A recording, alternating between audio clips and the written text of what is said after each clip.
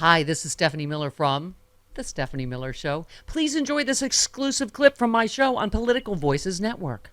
I mean, I do think that the functioning of government in a hurricane response this is something that has been, in a bipartisan way, has been handled well by Republican and Democratic presidents and less well by others. Right. It should matter. Do you think it matters? Like, if you're the Harris campaign, should you spend time on this particular contrast? Yeah, absolutely. Because they are actually in charge. The Biden and Harris administration, they are in charge. And, if you don't look like you're paying attention, which has happened in the past with snowstorms in cities like Washington and New York, Hurricane Katrina, didn't work out so well for the Bush administration, you pay a huge penalty for it. But it's also, you have to do it because it's the right thing to do. And Donald Trump doesn't care about any of that. He only cares about whether a particular crisis can be used to manipulate manipulate the public. And that's why he's willing to tell lie after lie. I mean, he's a pathological liar. He doesn't have that shame gene that the rest of us have when we even make the slightest mistake, even accidentally. He's just going to say whatever pops into his mind that he wants people to believe at any given moment. And it's not even really that calculating, okay, because he's impulsive, which is why, Adrian's going to be talking about issues and Project 2025, but there's also a part of the Harris campaign, which I really love, is they're doing things to trigger him. And then he goes, he was on at a rally the other day. They said she laid a trap for me. There was no trap. I wasn't trapped. And right as he's diving right into the trap one more time. We all saw the trap. So, the contrast and the split screen is really, really important here. This guy is a complete crazed, lying lunatic. Okay, and here's Vice President Harris acting like President Harris, and that's what people should be looking at. Yes, George Conway everybody is our new friend. He said there's something qualitatively different about the new Trump lies. Once upon a time, he would exaggerate often wildly, but there was at least a grain of something at the core. Nowadays, he's just inventing complete fiction and claiming it's real. It's true, right? It's just okay. I feel like did I say a month ago? It was really a month ago. I feel like How about did Rachel Maddow scare the bejesus out of everybody last night about J.D. Vance? Yeah, he is in many ways Rachel Maddow? more dangerous than Trump because he's reasonably, I don't know, mushy, not as demented, but more dangerous than. Yeah, he's slightly smarter. He is. Seriously, what did he say? America needs to stop being scared of dictatorship, and he wants to blow up all the universities. Yeah. It's all this stuff. Oh, and Trump calling for the one day. I saw you said, Chris. Oh yeah, calling for the one day violence. That's Crystal Nacht. Yeah. Everything old is new. Everything Nazi old is new again. People were trying to correct me and say, no, it's more like the Purge. And I'm like, no, the Purge was that was fictional. Crystal Nacht was real. Yes, and that's what this is. Yes. In case you're wondering, it's Purge adjacent. Has the line gotten worse? Of course, there'll be no fact-checking tonight because, by the way, the only people afraid of fact-checking are the people intending to lie their asses off. There will be looking at you, JD. There will be fact-checking if you use the QR code that they're going to put up on the screen. Okay, really? Yeah. Like at a restaurant during COVID? No, I still hate that. I do too. I want a menu. I'm in the hotel room. I'm like, I want a menu. I want a paper menu, and I want to call a person and say, "Can you send up the vittles?" The QR code will take you to a live blog where they will fact check them in real time. Who's gonna do that? Oh, the kids will. The kids do the QR codes. Yeah. I like paper menus. Me too. Oh boy, I work with elderly women. Yes.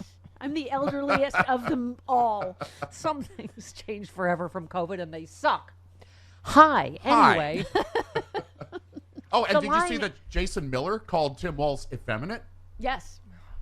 Uh-huh. Of all people. An effeminate moron. I've had a 3-day weekend because Phoenix, and I said, thank you, Jody, took yesterday off. It was hot. I can't even keep up. I can't. It's Trump calling Kamala Harris mentally we have that. impaired. And really? Oh, we do. So, kick your ass in a debate and you're too scared to debate her again. I guess that's how mentally disabled she is. And that was just, and then the lying about the hurricane is just, if you're wondering, has the line gotten exponentially worse? The answer is yes. Computer says yes. Yes. It is just, oh my God, this is a person that's been lying their entire life. Just, they can't get any help. The governor can't reach the president. And literally on cue, Brian Kemp is like, I just talked to President Biden and he was very, gave me everything I need. He's just. The two people on the call confirmed that the call happened. The one person who was not on the call said it didn't happen. Just like who do you believe? All the Republicans confirming Trump trying to steal the election in Georgia. They're just like, no, he's lying.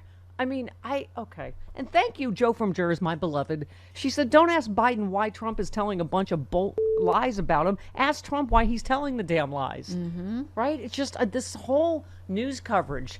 Trump says you're not black. It's like, is that a question? I'm sitting here under TV lights being black. Like, I'm right? Asking Biden, well, Trump says blah, blah, blah. What? Who cares? He's obviously lying. Yep. So then it's up to the president to say he's lying. And he did. And that's horrible for the people in these affected areas. Yes. My friends Fran and Bill are okay in Asheville. I'm still waiting to hear on Von Seal. Yeah. But it is, our friend John Pavlovitz, who's there, said people that aren't here don't realize the extent of this devastation in North Carolina. My friend in Charlotte said, Charlotte is going through some stuff right now. Yeah, my sister in Salisbury lost power and all that, and they're taking. Tom and Peggy Schaefer moved from there, so they're safe. My sister and brother-in-law are taking care of someone who lost power, and he was on a ventilator, or not a ventilator, but oxygen. They're taking care of him at their house, but. I think the Von Seals were in France, so I don't know, But they're home. Yeah, they're home. They're Bouchon. The creme brulee better be safe at Bouchon is all I'm saying. Yeah. If something happened to the creme brulee, I'm cracking skulls. That's perhaps not enough time since tragedy. It's creme still brulee a little jokes. soon. Sorry. Okay. Still a little soon. Anyway, he's just despicable. And also, like, this... Prepare yourself. This will be 100% projection from now until him going, they're not helping the Republican areas. No, of course they are. You're the one that did that. Yeah, he threatened us. Yes. He threatened us. He's not going to, because of Newsom, he's not, if we have wildfires, he's not going to help. He's done that. It's projection. Jared, screw the blue states during COVID. Are you kidding? It's pure projection. Oh my God. He wouldn't do anything to help the blue states, so he just assumes that Biden won't do anything to help the red states. By the way, guess what's in Project 2025? Spoiler alert. No more FEMA. No more Hurricane Tracker Center. No more NOAA. I mean, all of it. Oh, his dumbassery is going to kill me. Do we have only like a month left? Nobody could have seen this hurricane. Nobody thought this would happen. Yes, it's the peak of hurricane season, moron. No one could have seen it's coming in this time of year. What are you talking? Oh. This is hurricane season. Oh my God! It's the height of hurricane season. Yeah, it is. Wait, Hawaii's about to get hit too because this is the height. Yeah, Trump. Nobody thought this would be happening, especially now. It's so late in the season for hurricanes. No, climate scientists everywhere. It's the height of it. It's the height of it. It's up until about January. Well, maybe he changed it. The end of October. Maybe he changed it with his Sharpie. Yeah, he's like, no, it's not now. My Sharpie says it. Okay. John Pavlovitz, our buddy, our pal, sending love and light to North Carolina, my friend. So the only thing worse than Trump's calculated destructive lies about Helene is that in the heads of tens of millions of Americans who are emotionally tethered to him, they become truth. They are now a fixed and unchangeable fact. I mean, that's the whole thing about this election. It is extraordinary that one notorious liar, grifter, he just says something, and then that's... Yeah. Oh, I see that he's not sending, President Biden's not sending any help. He wouldn't, Kemp couldn't get him on the phone. And that's become, it becomes truth. It's extraordinary. It's okay. There's no denying it. The vibes are really good right now. But vibes alone won't save our democracy. We need votes. At the Grassroots Democrats HQ, we know what it takes to win elections.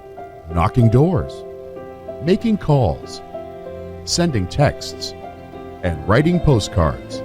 If we're going to elect Kamala Harris and Tim Walz and give them the Democratic Congress to pass their agenda, then we need to roll up our sleeves and talk to a record number of voters between now and November 5th. But let's be clear, we can't do it without you. So, are you ready to work? This is a fight for freedom and our future, and everything is at stake. Don't wake up on November 6th wishing you had done more. Join us. Go to grassrootsdems.org today to sign up to volunteer, and let's go win this thing.